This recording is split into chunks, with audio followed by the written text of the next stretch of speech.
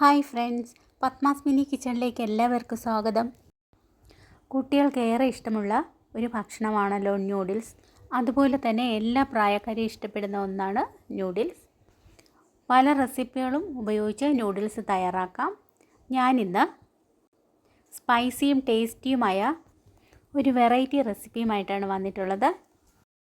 ഇതിൻ്റെ ഇൻഗ്രീഡിയൻസ് എന്തൊക്കെയാണെന്നും തയ്യാറാക്കുന്നത് എങ്ങനെയാണെന്നും നോക്കാം. ഞാൻ ആദ്യം തൊലി കളഞ്ഞെടുത്ത 3 വെളുത്തുള്ളി അല്ലി ഒരു ചെറിയ ജാറിലിട്ട് കൊടുത്തു. കൂടെ 2 കാശ്മീരി വറ്റൽമുളകും ഇട്ട് കൊടുത്തിട്ടുണ്ട്. ആദ്യം ഇതുപോലെ ഒന്ന് ചതച്ചെടുക്കുക.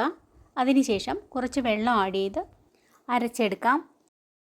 നല്ല ഫൈനായിട്ട് അരയ്ക്കാതെ ഇതേ രീതിയിൽ ചെറിയ തരികളോടെയാണ് അരച്ചെടുക്കേണ്ടത്. ഇനി നമുക്കൊരു പാൻ അടുപ്പത്ത് വയ്ക്കാം. സ്റ്റൗ ഓൺ ചെയ്ത് 2 ഗ്ലാസ് വെള്ളം ഒഴിക്കാം.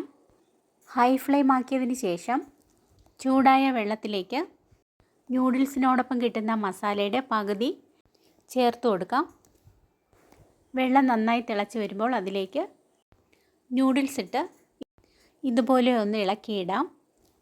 ഈ സമയം നിങ്ങൾ എൻ്റെ ചാനൽ ആദ്യമായിട്ടാണ് കാണുന്നതെങ്കിൽ ഒന്ന് സബ്സ്ക്രൈബ് ചെയ്യാൻ മറക്കരുതേ.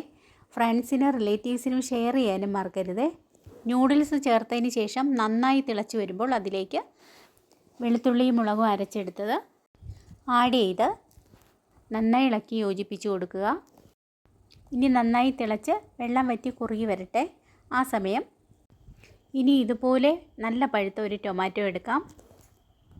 മുളക് അരച്ചെടുത്ത അതേ ജാറിലിട്ട് വെള്ളം ചേർക്കാതെ ഇതുപോലെ നന്നായി പേസ്റ്റ് രൂപത്തിൽ അരച്ചെടുത്ത് തിളച്ച് വന്ന ന്യൂഡിൽസിലേക്ക് ആഡ് ചെയ്ത് നന്നായി ഇളക്കി യോജിപ്പിച്ച് കൊടുക്കാം. ഇപ്പോൾ വെള്ളം ചെറുതായി വറ്റി തുടങ്ങിയിട്ടുണ്ട്. ന്യൂഡിൽസിലെ മസാല പകുതിയേ ചേർത്തിട്ടുണ്ടായിരുന്നുള്ളൂ. അതുകൂടാതെ ടൊമാറ്റോ പേസ്റ്റും ചേർത്തിട്ടുണ്ടായിരുന്നു. അതുകൊണ്ട് ഉപ്പ് കുറവായിട്ട് തോന്നുന്നെങ്കിൽ ഒരു നുള്ളുപ്പ് കൂടി ആഡ് ചെയ്യാം. ഞാനൊരു നുള്ളുപ്പ് ചേർക്കുന്നുണ്ട്. ഇനി നന്നായി ഇളക്കി യോജിപ്പിക്കാം. ഇപ്പോൾ വെള്ളം വറ്റി ഗ്രേവിയെല്ലാം നന്നായി കുറുകി നൂഡിൽസ് നല്ല പാകമായിട്ടുണ്ട്. ഇനി സ്റ്റൗ ഓഫ് ചെയ്യാം.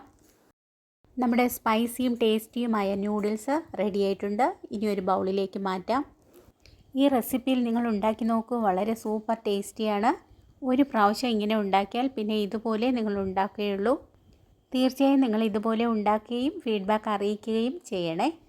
എൻ്റെ ഈ റെസിപ്പി നിങ്ങൾക്ക് ഇഷ്ടമായോ? ഇഷ്ടമായെങ്കിൽ സബ്സ്ക്രൈബ്, ഷെയർ, ലൈക്ക്, കമൻറ്റ് എന്നിവ ചെയ്യണേ. ബെൽ ബട്ടൺ കൂടി ക്ലിക്ക് ചെയ്യണേ. നാളെ പുതിയൊരു ഈസി റെസിപ്പിയുമായി വരുന്നതുവരെ ഗുഡ് ബൈ.